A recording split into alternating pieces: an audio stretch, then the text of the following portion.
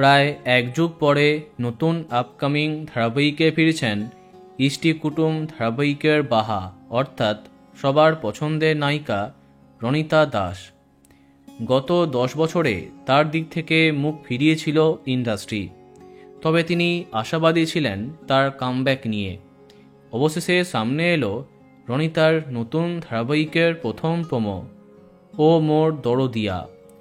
সুরিন্দার ফিল্মের এই ধারাবাহিকে তার বিপরীতে দেখা যাবে জনপ্রিয় টেলি অভিনেতা বিশ্বজিৎ ঘোষকে। প্রথম প্রোমো দেখে কিছুটা ব্যতিক্রমী গল্পের আশায় এক্সাইটেড দর্শক, কিন্তু কবে থেকে ঠিক কোন সময়ে এটাকে দেয়া হবে সেটাই দেখার। টেলিপাড়াতে শোনা যাচ্ছে 5:30 নয়তো 7:30, যে কোনো একটি সময়ে আসছে ও মোর দরদিয়া, তবে 5:30টায় দেবার সম্ভাবনাই বেশি।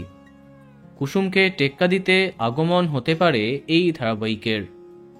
অন্যদিকে টেলিপাড়ায় চর্চা, পুজোর আগেই আরম্ভ হচ্ছে ও মোর দরদিয়া।